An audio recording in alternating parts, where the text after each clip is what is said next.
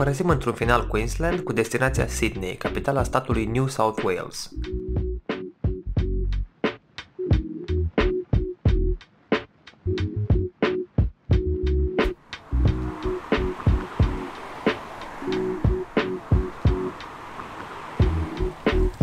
Odată ajunși, nu pierdem prea mult timp și o luăm la pas prin grădina botanică regală, unde dăm peste cunoștințe mai vechi din Australia. Ibis, Kookaburra și șopârla asta de un metru.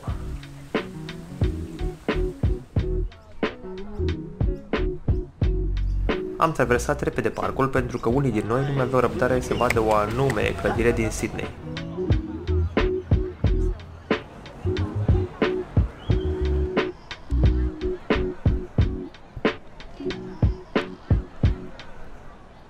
Opera se află chiar lângă port și lângă Harbour Bridge, în vârful căruia te poți urca în schimbul sumei modice de aproximativ 200 de euro.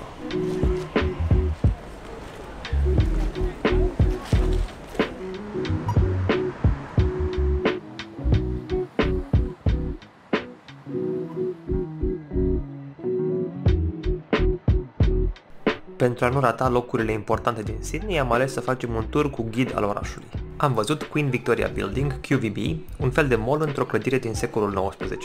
În fața clădirii am găsit un câine vorbitor. I was once the companion and friend of the great Queen Victoria. Because of the many good deeds I've done for deaf and blind children, I have been given the power of speech.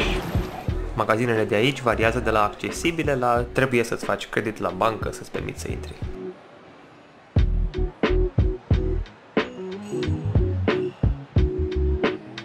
De la QVB am ajuns în Hyde Park, în care era o fântână în stil francez, pentru a comemora alianțele militare dintre cele două țări.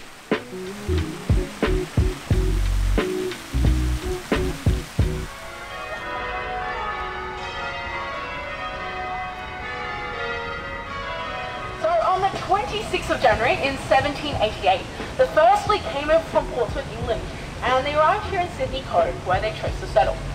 And when they arrived, they declared the land terra nullius, which is Latin for no man's land.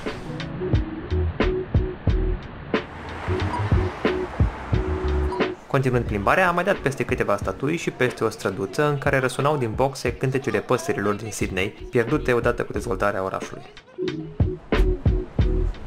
Ajuns și înapoi în port, am mai aruncat o privire către operă și vapoarele care zumzăiau pe râu.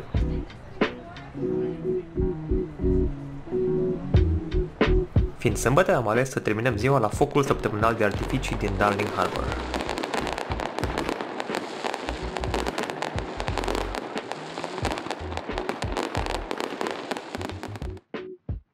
Ziua următoare am mers cu autobuzul până la celebra plajă Bondi.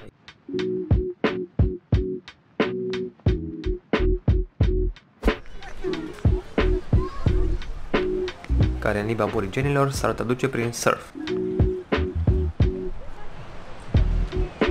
Nu e de mirare pentru că valurile erau nume bune, iar marea plină de surferi, unii mai amatori ca alții.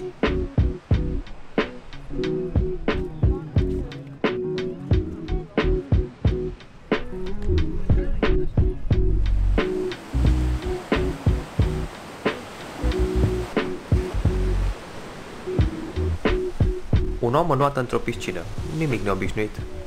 Numai că piscina asta nu e doar la ocean, ci cumva în ocean.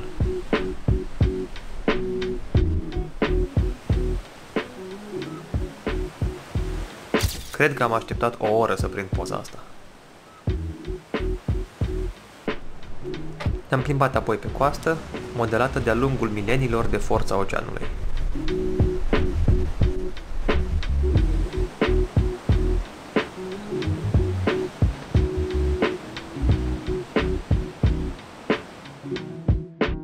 În a treia și ultima noastră zi aici, am mers cu bacul din Sydney până la Manly Beach.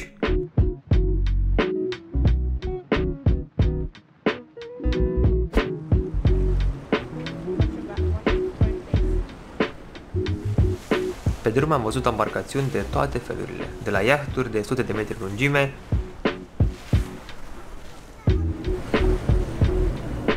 până la bărcuțe mai mici private.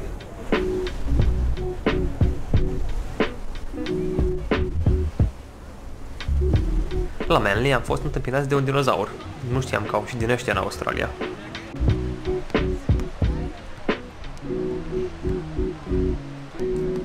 Nu o să vă arăt prea mult plaja, ci mai degrabă atmosfera de la festivalul de jazz despre care habar nu aveam că are loc la Manly în weekendul ăla.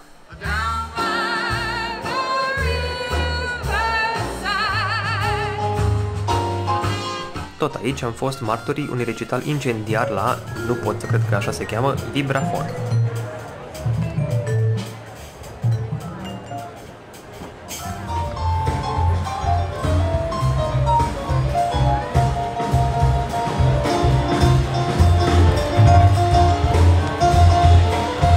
Australia ne-a lăsat impresia unei societăți corecte, libere, în care fiecare om de la copii la vârstnici își poate găsi locul.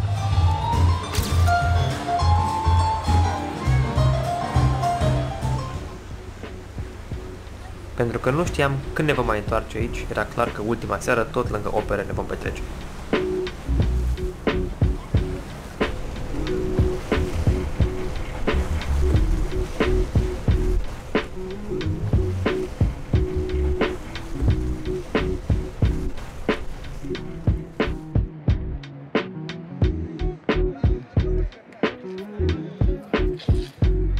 Hai să vedem scene din episodul viitor, doar nu poate să fie mai mișto ca până acum.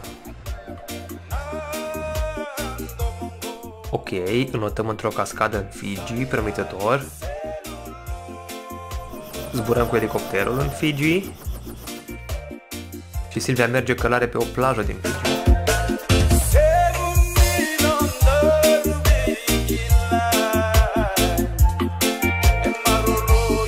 Dați subscribe să vedeți videoul următor, care, dacă n-am precizat, e din Fiji.